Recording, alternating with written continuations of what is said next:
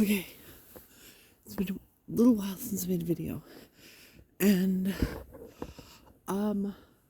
mostly the reason is because, and the reason I'm talking so fast is that the seasons have definitely changed.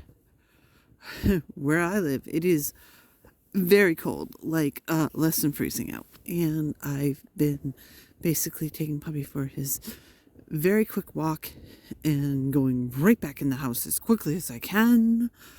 But it has been about a week maybe since my last trip, so I wanted to give you an update on how life is after the trip. First of all, I had a minor surgery on Tuesday that turned out negative, so that's good. Had complication that was the okay, TMI, here it comes. Kind of gonna gross you out. Sorry. There's Poppy. Maybe he can counteract this. Basically the spot that I had my incision on burst open about 30 hours after the surgery, which was insane.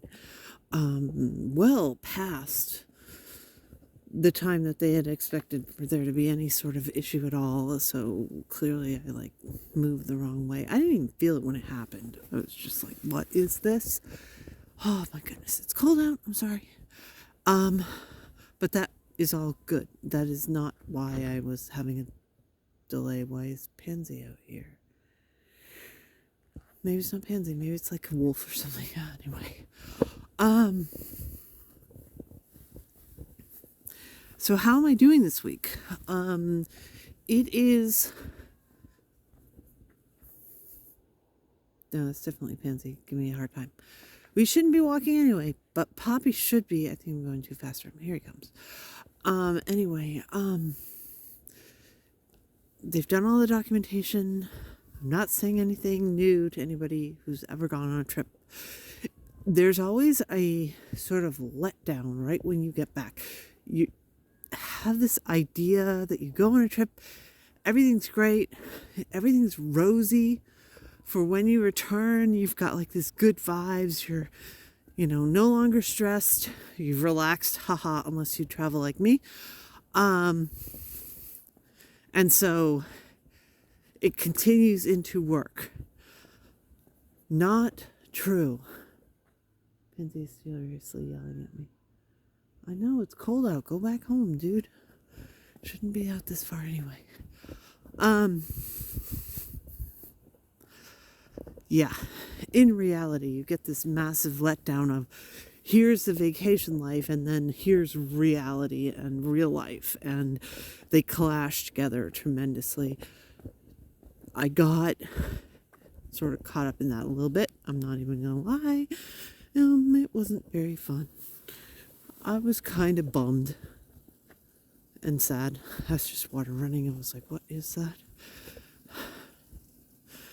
Because I'm breathing so hard, because I'm walking very fast, because it is freezing. That's the other thing, is that the temperature difference is unbelievable. It is more than 60 degrees. Also, we had the time change. I'm giving you all these excuses. I'm also these are real things that affect you. So do anniversary dates. I started getting emails from my aunt that, it's been a month since the funeral. I'm like, why are you bringing it back up? Oh my God. But she did bring it back up. Is Poppy still coming? Yes, he is. Come on, Poppy, hurry up. So, what it comes down to is there is kind of a mix reaction. On the one hand, yes, I am slightly less avoidant acting after the trip. No question about it. I am more likely to interact with people and tell them stories about, hey, this is what happened, stuff like that. Put things on Instagram and that sort of thing, and talk about it, tell people, yeah, I went and did this and that and the other. Because, see, that's a safe type of talking for me. If I'm talking about something completely, even if I'm involved, but if I'm not talking about myself, like I'm not talking about stuff that has anything to do with really with me, like how I feel or anything like that. Nothing real. I'm sorry I'm making these distinctions, but seriously, like if I'm talking about something I experienced on my trip, that's way different than how I am in real life. And it's a lot easier for me to talk about this. And you know what? Usually we do a mile, and that is not happening tonight. I think I'm going up to this light and turning around because I'm freezing. Anyway, so yeah, I can talk about my trip and tell people really funny stories. And like give them insight about this is interesting, this is not, do this, don't do this. That's like travel vlogging. That has nothing to do with me. I did it. I experienced it. Come on, Poppy, let's go back. It's cold, cold, cold. I can't handle it. Can you imagine when it gets down to negative 20 again? But that's like 2 months away. Hey, Pop.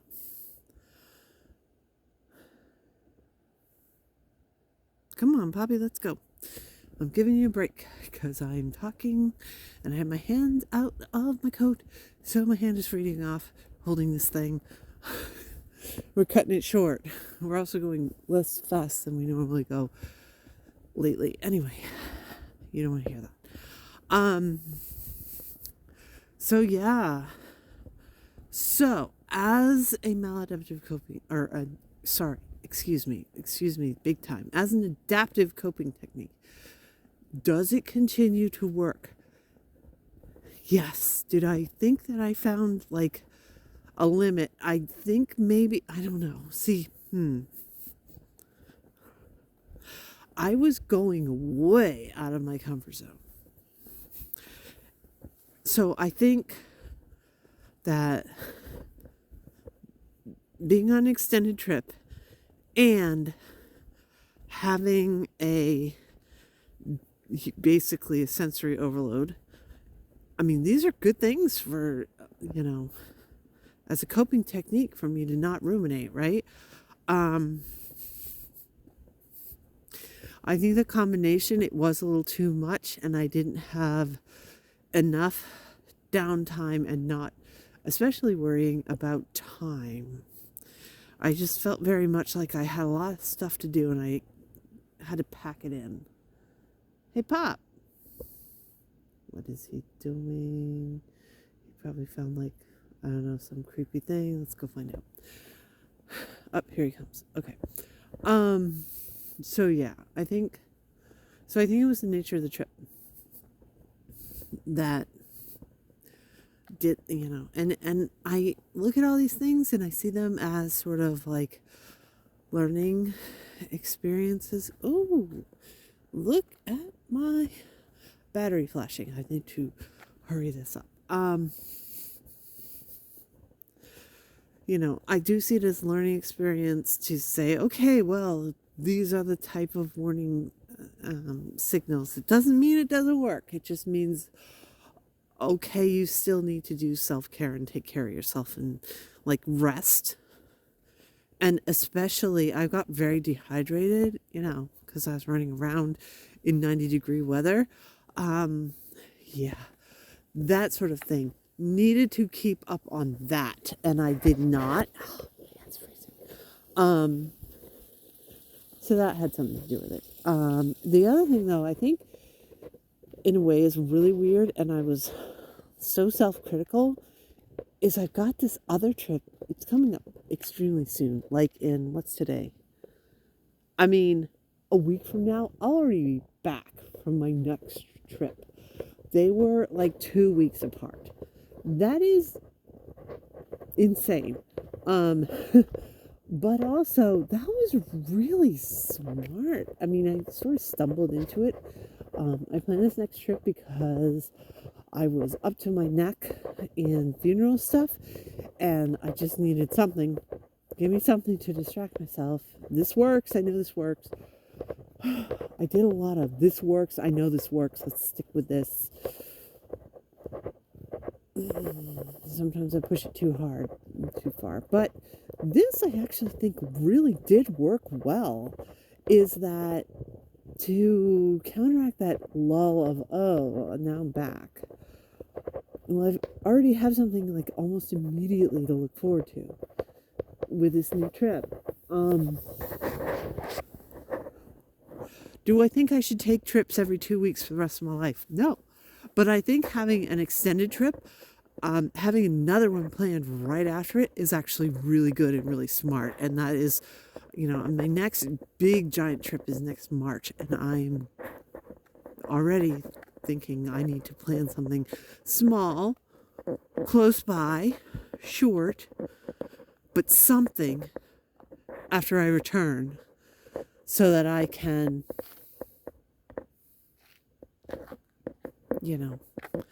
handle the letdown period. So, that's like a really big thing that I learned. So that's good. So yes, I did have a letdown period. Yes, I did stop posting. I put pictures on Instagram. I put some pictures on Instagram. I don't think I did my average 500 photos a day that I do on my trips, because I was doing stuff and experiencing things. But there's maybe 5% I put up. There's quite a lot that I was like, oh, nobody wants to see this. This is interesting. It's good for me. It's actually this is the reason why I was taking the pictures in the first place, is as, again, a coping technique, as whatever, a distraction, is to look at the old pictures of the things that you had done. And so I take these millions of pictures so that I can then look back at them. And I actually did that, which normally I don't, believe it or not. I just remember what I did. I don't need to see the pictures to remember. But this time it's actually looking at them because, well, one, I was posting them, but two, because, I was looking at them in a different kind of way, which was because there's so many of them that are sort of not like very artistic or interesting.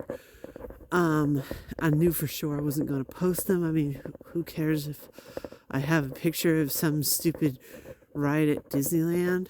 Come on, everybody's got those pictures, right? I'm not going to post them. So I was taking them sort of like, just to remember, I did this and I did this.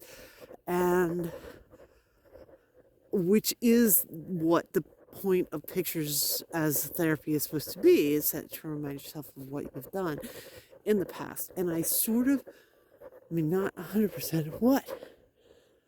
Where is Pansy, by the way? Oh, she's here. I thought again, they've repaved the road. It's so dark. It's so black. I can't see my cats. It's not cool. Anyway,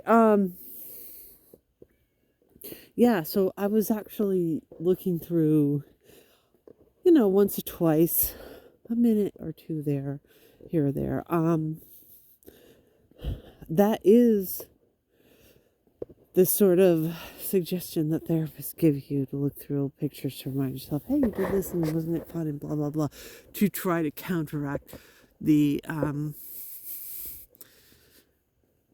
less than stellar thoughts you might be having. Also, of course, I came back and I went immediately to work. Now, the other thing is that I've made a gob of money so that I can pay for my next trip. It's good and it's bad, and that's basically it. That's the point. Let me give you like this is the final line of what has been going on, is that things have been up and down. Not like super extreme, but yeah, up and down. It's also going into the holiday season. And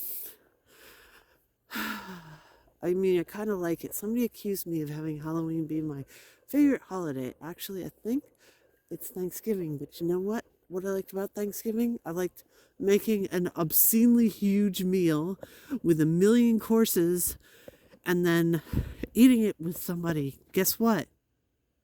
Not happening anymore. I don't live with my son. He's not interested in having Thanksgiving meal.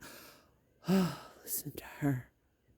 Okay, I have to stop this. One, because I'm running out of battery. It may have already stopped on me. Two, because clearly Pansy needs a ride home. You hear her? Anyway, it's a bad time of year. You know, time change, weather change, all this other stuff. I think I timed these trips really well. Really well. I got to give myself a pat on the back for that. And of course, a ton of work, a ton of stuff, a ton of life. Everything's okay. I'm handling it okay. I'm handling it better than if I was as stressed as I was right after the funeral. I was super stressed, if you do recall. I'm not nearly so stressed. And I think this next trip next week, even though I'm stressing about the trip because I got to plan everything and blah, blah, blah. And I feel like I should plan every second, and I definitely need not to do that. But my instinct is to plan every second. I think having the combination of the two back-to-back trips is actually going to be really good. So, I'll let you know if that theory actually holds any weight. And I gotta get Pansy back home because she's just crying, and you can't see her because she's black on black. I don't know if this is still working. Anyway.